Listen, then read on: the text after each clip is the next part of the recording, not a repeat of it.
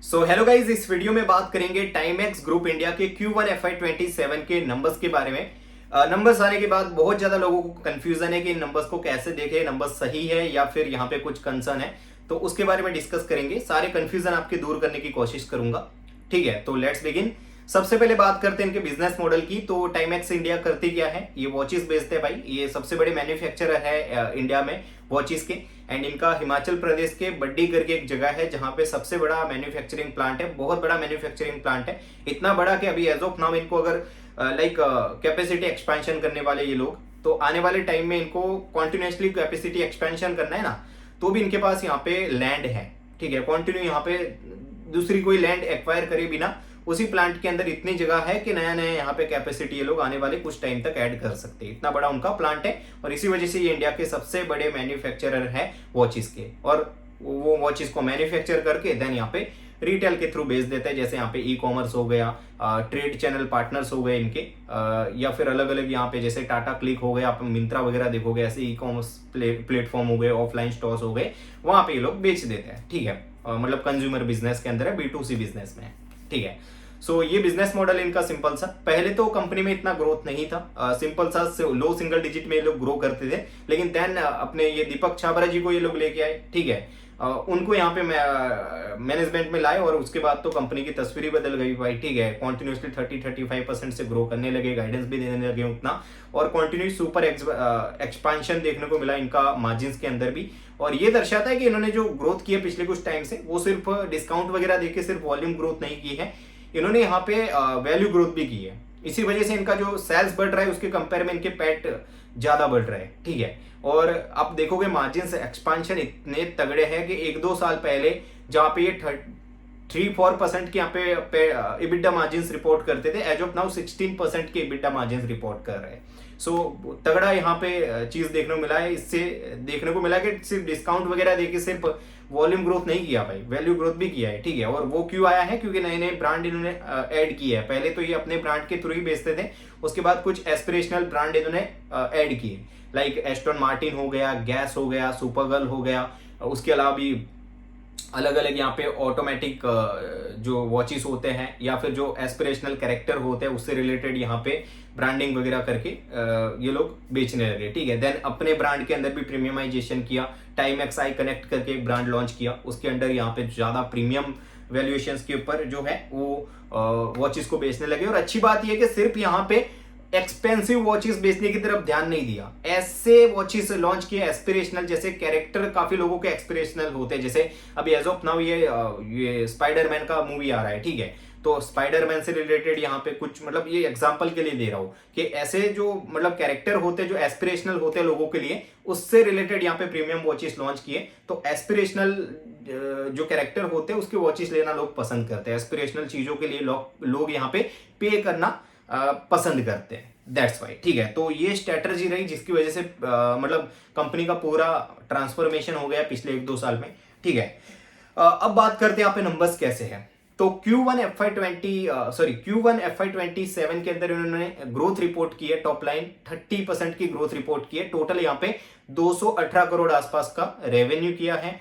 EBITDA के अंदर देखोगे तो 16.3% के इबिडा मार्जिन रिपोर्ट किए हैं, जो कि लास्ट ईयर के अंदर लगभग 13% के आसपास, सॉरी 13% के आसपास थे। तो यहाँ पे 330 बेसिस पॉइंट का इबिडा मार्जिन के अंदर मैसिव इंप्रूवमेंट देखने को मिला है। उसके अलावा पैट मार्जिन की अगर बात करें तो पैट मार्जिन भी लगभग यहाँ पे 11.5% आसपास की रिपोर्ट किए हैं। और लास्ट क्वार्टर जो Q4 था वो बहुत शानदार था, तो उसी के इन लाइन है यहाँ पे मार्जिन, पैट मार्जिन भी। तो यहाँ पे भी बहुत अच्छे नंबर्स डिलीवर किए कंपनी ने, 30% का टॉप लाइन ग्रोथ, 71% का PAT growth. Operating leverage company को क्यों मिल रहा है, यू नो कि यहाँ पे क्यों मिल रहा है कि पहले नॉर्मल वॉचेस बेचते थे, अभी प्रीमियम वॉचेस बेच रहे हैं, तो उसका यहाँ पे कंपनी को बेनिफिट मिल रहा है। सिर्फ वॉल्यूम ग्रोथ नहीं किया, उसके साथ साथ यहाँ पे मार्जिन भी इंप्रूव किए। और कुछ कंपनीज होते हैं दोस्तों जहां पे आपको कुछ ना कुछ तो कॉम्प्रोमाइज होता हुआ दिखता है, चाहे मार्जिन से बिड्डा मार्जिन हो, पैट मार्जिन हो या फिर ग्रोथ हो। टाइम एक्स की अच्छी बात यह है भाई कि ये 250 करोड़ का रेवेन्यू पहले करते थे थोड़े टाइम पहले, अभी ये लोग यहाँ पे 1000 करोड़ का रेवेन्यू का एस्पिरेशन लेके चल रही है। लेकिन उसके साथ साथ ये लोग क्लियर बोल रहे हैं कि हम लोग सिर्फ ग्रोथ की तरफ फोकस नहीं कर रहे हैं, हम 15-16% का EBITDA मार्जिन भी रिपोर्ट करना चाहते हैं, ठीक है। और वही यहाँ पे नंबर्स इनका फॉलो भी कर रहा है। अभी काफी ज्यादा लोगों को कंफ्यूजन है कि ये नंबर्स अच्छे हैं या फिर बुरे। तो भाई नंबर्स काफी अच्छे हैं। अगर आप लोग देखोगे पहले ही क्वार्टर के अंदर यहाँ पे इन्होंने 218 करोड़ का रेवेन्यू कर दिया है। नो डाउट के पिछला क्वार्टर देख के कुछ लोगों की एक्सपेक्टेशंस ज्यादा थी, लेकिन कंपनी ने 30-35% का ग्रोथ गाइडेंस दिया था, जो कि 1000 करोड़ प्लस का रेवेन्यू होता है, और उसके इनलाइन है कंपनी। एक आधा क्वार्टर कंपनी का आएगा जहां पे बहुत ज्यादा रेवेन्यू ग्रोथ आपको देखने को मिलेगा, क्योंकि थोड़ा सा सीजनल भी रहता है ये बिजनेस। फेस्टिव सीजन H2 में ज्यादा होते हैं, इस वजह से H2 कंपनी का ज्यादा बेहतर होता है। अब देख लो पिछले दोनों साल H2 के अंदर हमेशा ज्यादा रेवेन्यू ही रिपोर्ट करी होगी कंपनी, ठीक है। तो H2 कंपनी का हमेशा ज्यादा बेहतर होता है, और इसी वजह से आप लोग देखोगे कि एक आधा क्वार्टर 3 या फिर क्वार्टर 2 ऐसा होगा जहां पे बहुत मैसिव ये लोग जो है वो ग्रोथ आप लोगों को रिपोर्ट करते हुए नजर आ जाएंगे। कंपनी ने यहाँ पे बोला था दोस्तों, एक जो प्राइवेट कॉन कॉल होता है, इनका नॉर्मल कॉन कॉल तो होता नहीं, प्राइवेट कॉन कॉल में कंपनी ने बोला था कि हम लोग यहाँ पे अगर हमारा मार्केटिंग और इन्वेंटरी बढ़ रहा है, मार्केटिंग स्पेंड और इन्वेंटरी बढ़ रहा है ना, तो समझ लीजिए कि मैसिव ग्रोथ आने वाला है। और इनका मार्केटिंग स्पेंड 50% से बढ़ा है इस क्वार्टर। लास्ट जो है Q1 के अंदर इनका मार्केटिंग स्पेंड था I think about 12 crore, and अभी वो 18 करोड़ प्लस हो चुका है, 18.5 करोड़ का यहाँ पे इन्होंने मार्केटिंग स्पेंड किया है। तो इसका यहाँ पे जो है मुझे लगता है ये दिवाली वगैरह जो फेस्टिव सीजन आएंगे तो उसके लिए कंपनी अभी से प्रीपेड हो रही है, ठीक है। So that's awesome. E commerce से यहाँ पे 67% का इनका ग्रोथ हुआ है ई कॉमर्स वाले बिजनेस में, ठीक है। देन यहाँ पे ट्रेड चैनल जहां से सबसे ज्यादा रेवेन्यू इनको आता है उसमें भी यहाँ पे 51% का ग्रोथ है। गैस ब्रांड जहां पे कंपनी बहुत रैपिडली कॉन्टिन्यूसली ग्रो हो रही है, तो गैस वाला जो ब्रांड है इनका वो 74% से ग्रो हुआ है। टाइमेक्स इनका खुद का ब्रांड 42% से ग्रो हुआ है। एंड देन यहाँ पे एस्टन मार्टिन ये भी यहाँ पे रैपिडली ग्रो हो रहा है कॉन्टिन्यू, ठीक है। बाकी अच्छी बात यह है कि ये लोग कॉन्टिन्यू प्रोडक्ट नए नए लॉन्च कर रहे हैं, लाइक एस्टन मार्टिन हो गया, उसके अलावा अलग अलग काफी ज्यादा ब्रांड यहाँ पे ये लोग लॉन्च कर रहे हैं, काफी ज्यादा प्रोडक्ट ये लोग लॉन्च कर रहे हैं। अभी आई थिंक रिसेंटली एक 70 एरा की कुछ वॉच इन्होंने लॉन्च कर दी।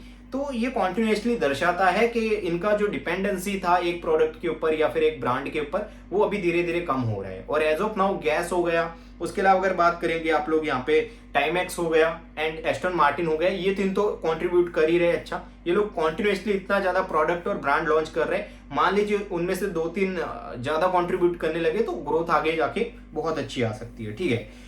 मार्जिन इनके बहुत मैसिवली इंप्रूव हुए हैं, ये दर्शाता है कि क्वालिटी ऑफ ग्रोथ कितना अच्छा आ रहा है। सिर्फ 30% से ग्रो इस सेगमेंट के अंदर, भाई 30% से ग्रो करना, उसके साथ मार्जिन भी इंप्रूव करना, दैट्स ऑसम यार, ठीक है। कोई भी शिकायत नहीं है नंबर्स से। हाँ, सिर्फ ये देखना पड़ेगा कि क्वार्टर 2 या फिर क्वार्टर 3 एक आधा क्वार्टर इनका बहुत बड़ा होना चाहिए अगर इनको 1000 करोड़ का रेवेन्यू करना है तो, या फिर क्वार्टर 4 भी इनका हो सकता है वो वाला, ठीक है। सो ये उम्मीद जरूर है कि एक आधा क्वार्टर जहां पे 350 करोड़ आसपास का रेवेन्यू इनको करना पड़ेगा अगर इस साल यहाँ पे 1000 करोड़ का रेवेन्यू इनको करना है तो, ठीक है। So that's we are expecting, ठीक है। बाकी कंपनी क्या कर रही है, अच्छा कुछ, एक तो यहाँ पे मार्केटिंग स्पेंड कर रही है कंपनी। हमेशा मान लीजिए जब कंपनी मार्केटिंग स्पेंड बढ़ा रही है मतलब कि वहां पे ग्रोथ आने वाली है या फिर कंपनी को ग्रोथ की उम्मीद है, दैट्स वाई, ठीक है। वरना क्यों भाई, आप लोग देखोगे जो ये डेड पड़ी हुई कंपनी है वहां पे देखोगे आप मार्केटिंग वगैरह लोग ज्यादा कर रहे हैं, नो भाई, ठीक है।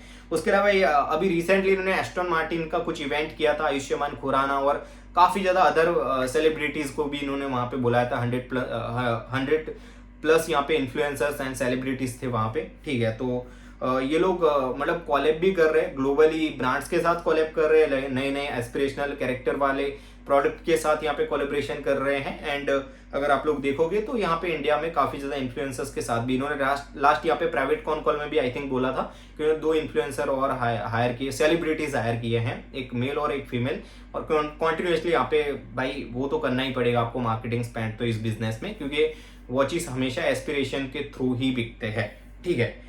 तो वही है। बाकी डिजाइन लीड लॉन्चेस ये लोग कर रहे हैं, लाइक जैसे ये एस्टन मार्टिन का लॉन्च कर दिया इन्होंने, ऑटोमेटिक वॉचेस लॉन्च कर रहे हैं, ये 70 एरा का एस्थेटिक प्रोडक्ट एक लॉन्च कर दिया, ठीक है। तो ये है। बाकी वही है, यहाँ पे ये लोग पोर्टफोलियो इंक्रीज कर रहे हैं कॉन्टिन्यूसली।